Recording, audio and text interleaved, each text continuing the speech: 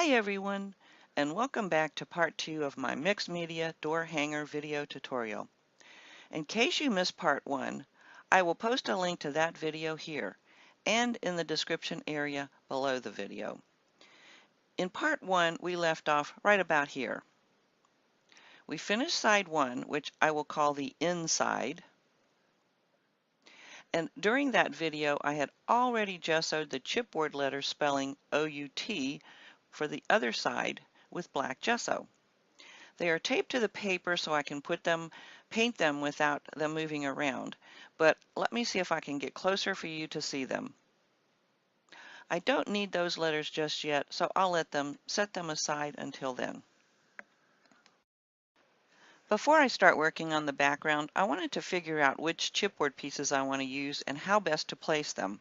I decided on this configuration. If you're afraid you will forget how you configured them, use your phone to take a photo to refer to. Now, this bird, most of these birds came from the birds and the birdwatching shape set, which I've used up.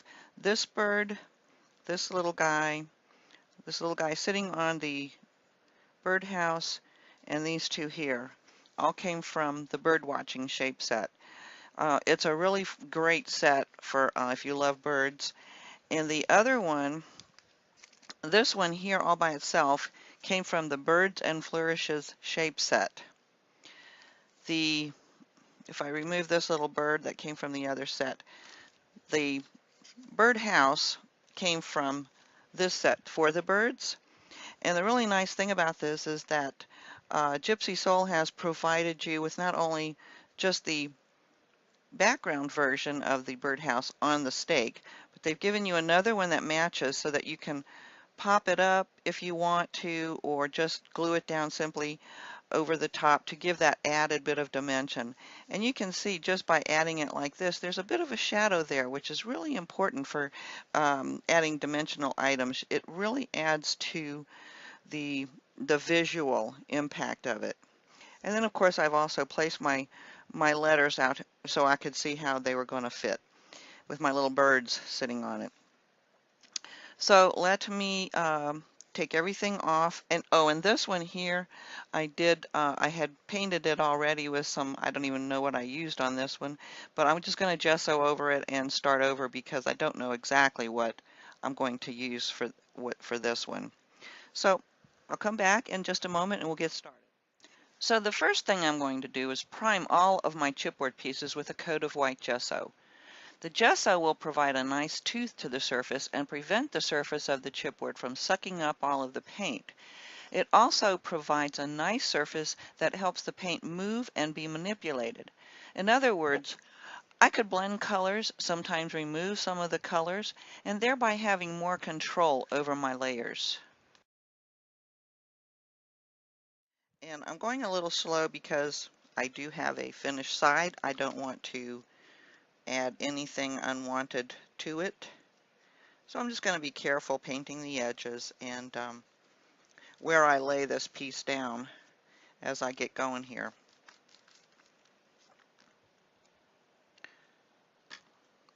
So I'll put this in fast forward and finish up all the pieces, and we'll come back and do the next step.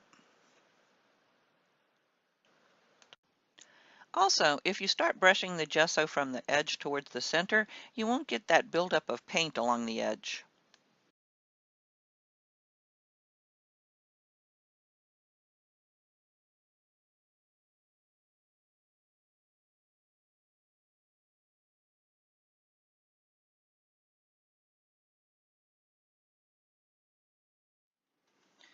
Okay, before I move my door hanger around, I'm going to make sure that my surface is clean and dry. I don't want to get anything on the back side here. And I have some old book pages here. They're pretty brittle and they're fragile and they'll break easily. But that's okay because you see how easy that tore. I'm going to just tear it into smaller pieces and use my DecoArt matte medium to apply it to the surface. And I'm just going to do it in a random fashion.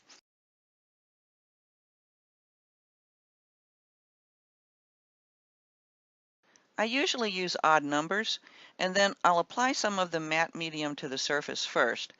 Lay the paper on top and then brush a coat of the matte medium over that, using your brush to smooth it out and remove any air bubbles. This will also add some protection to your paper.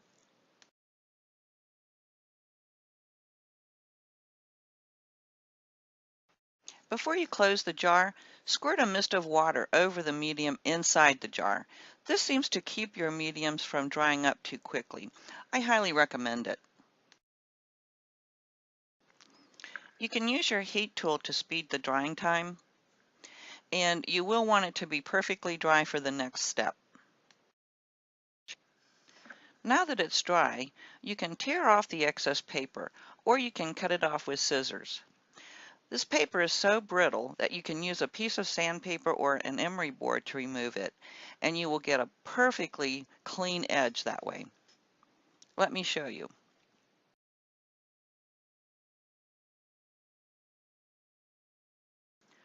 Next, I want to soften the color of the book paper and push it into the background a bit. The best way to do that is to add a wash of white gesso over it. I simply use a wet brush while painting it for a softer color.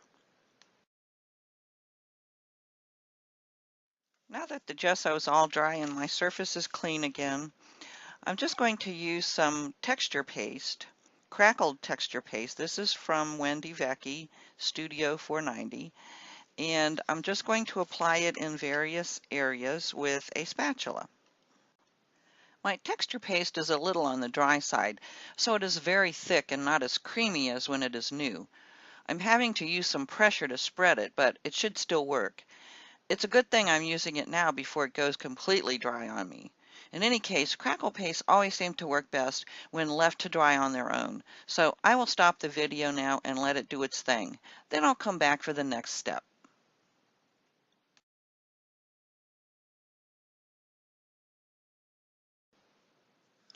Okay, so my crackle paste is dried and I've got some very nice crackles going on. All different size cracks. So let's go on to our next step. I've got some clean water in my pot and I'm going to start working on coloring the background with some vivid ultrametallic paints. I'm going to use pink azalea first, brushing a wash of it over the background. I have a wet brush and I'm picking up the color I've squeezed onto my glass mat. Once you get the color blended out the way you like it, heat set it with your heat tool. Then add another coat if you want, always drying between your layers.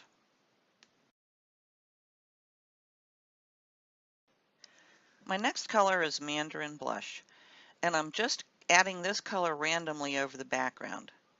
It gives you an almost watercolor effect when you do this. Once again, dry this layer before moving on to the next.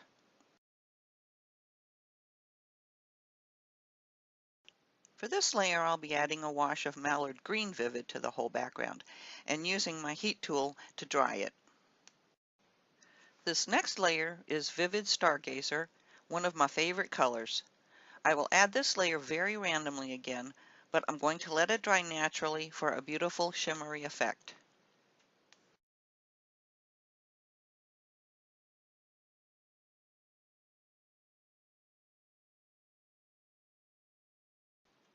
While that layer is drying, I'm going to start working on painting on my chipboard pieces.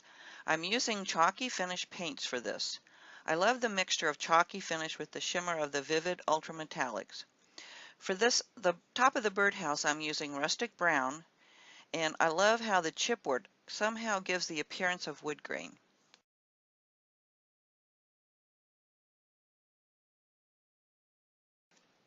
Two coats were needed to give me the proper depth of color.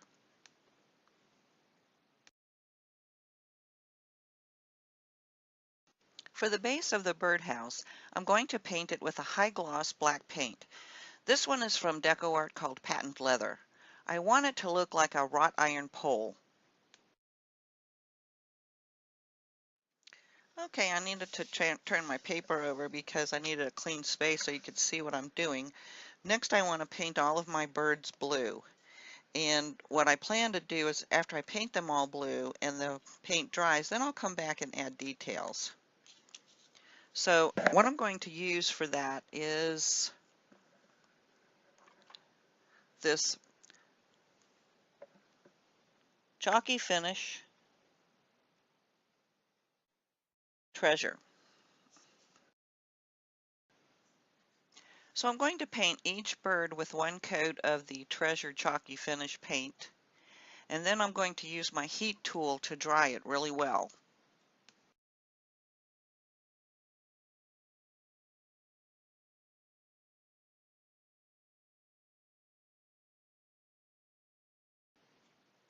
I can see it needs a second coat, so that's what I'm doing now, is adding that second coat of paint, and then I will also dry it once again. Now that all of my birds have been painted blue and are dry, I want to paint this flourish with the same color used on the birdhouses. I want it to look like a wooden branch the bird has come to perch upon. So I'm using the rustic chalky finish paint, and it will certainly need 2 coats again, drying each coat in between.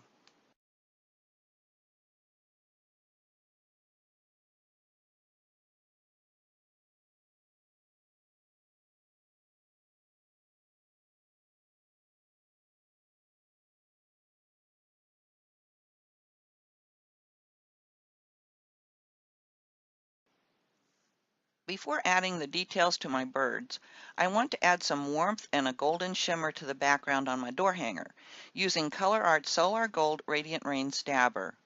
Just squeeze the bottle to release the liquid and dab the color over the entire surface. You can use your fingers too to spread the shimmer, and then of course let it dry.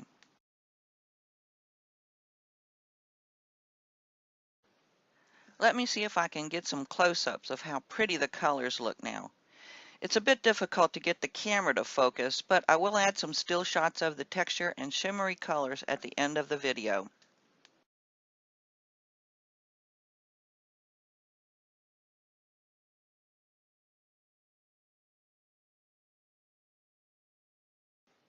Next, I'm going to take it outside and spray it with my KRYLON crystal clear coating. This will not only protect the color layers I've added so far, but it will also protect the crackle paste from chipping off. I noticed a few places where it had come off during the painting process, so this should help prevent that from happening any further. I've pulled out a selection of colored pencils. These are just regular colored pencils, not watercolor pencils, although you could use watercolor pencils if that is what you have. I've also pulled out my ballpoint stylus so that I can emboss some detail lines in the chipboard before I start coloring. You can use a pencil for this too, but I'm going for the indentation lines that I will get from using the stylus. They will show up even after I add my colored pencil. Now, when drawing your lines on the birdhouse, you don't actually need to do that bottom piece. I was just testing it out. I will go ahead and put this in fast forward so that you get the idea of what we're doing. And then I will show you a close-up when I'm finished. Here I'm just switching to a ruler that is clear and has parallel lines so that I know where to align the pitch of the roof. Next, I'll start on the birds.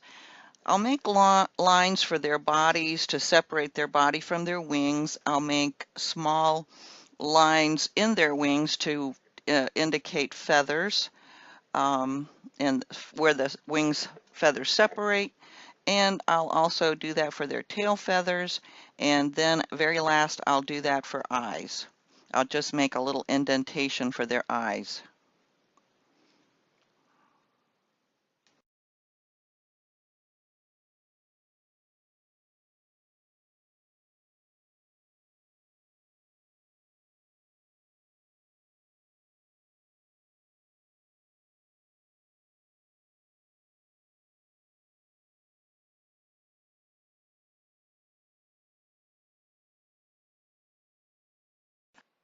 Okay, I've turned my paper over so we've got a clean sheet that you can see what I'm doing a bit better.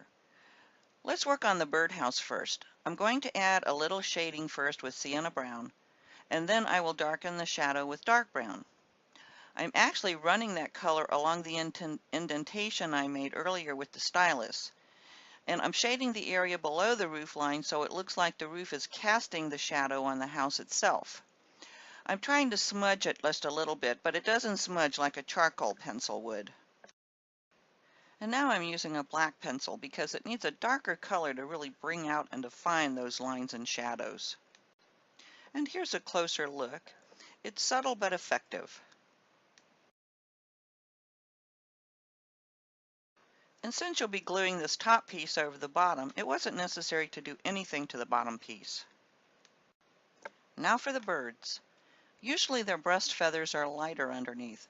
So I started with a white pencil, highlighting the breast with a light touch, as well as around the neck area to separate the head and body where they join.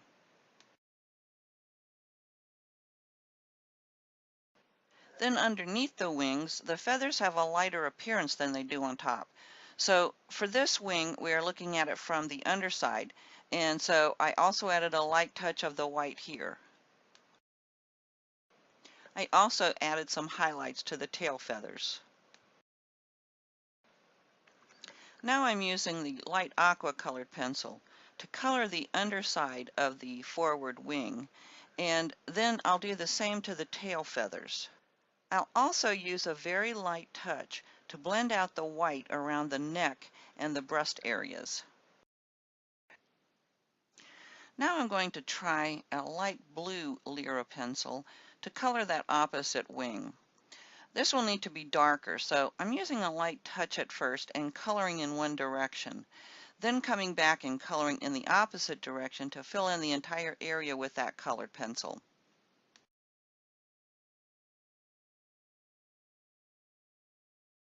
I'm also going to come back and color in the tail feathers in a similar manner.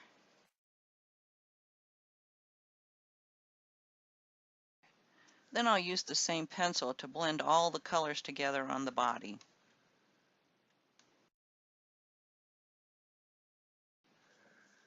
Now I'm going to use the True Blue Prismacolor pencil to add some shading to that farthest wing where the body and the wing meets up. There will also be some darker area right where the wing and the body meet here.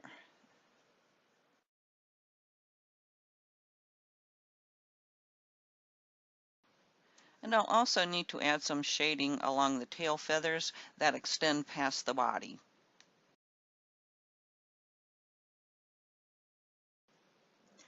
Now I need to lighten the breast area again with the white pencil. For this I'm using a circular motion, starting with a light touch and adding more pressure if needed. I also did the same thing to highlight the underside of those wings and the tail feathers.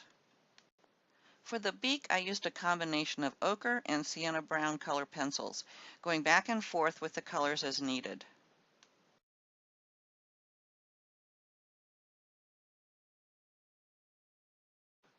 For the eye, I'll use the black pencil and insert the tip of the pencil into the indentation I made earlier with the stylus. I made the eye just a bit larger than the indentation, and then I used a white gel pen to make the tiny catch light in the eye. Let me get a close-up for you.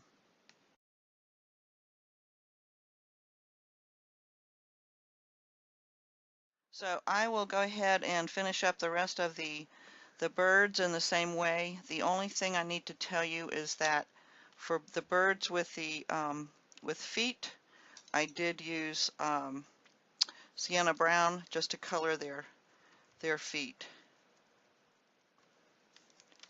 And that's it.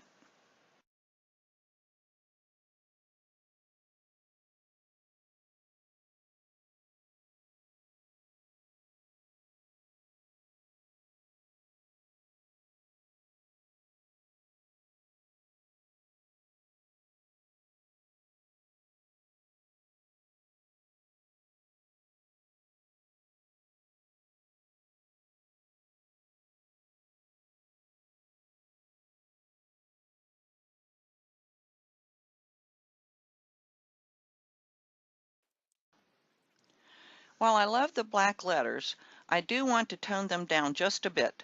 So I'm going to paint them with True Metals Cashmere Vivid, leaving a slight black edge to make sure they stand out.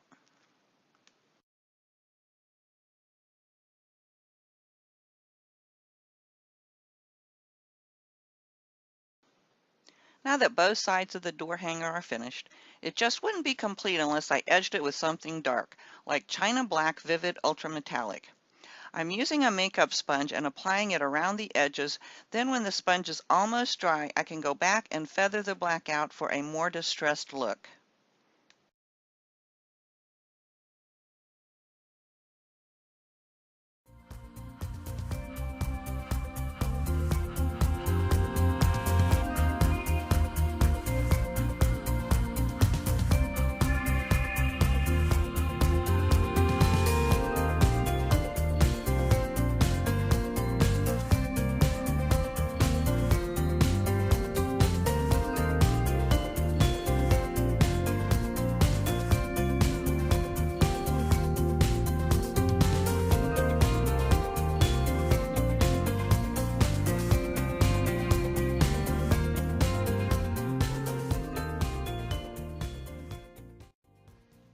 For more inspiration, you can find me on these social media links.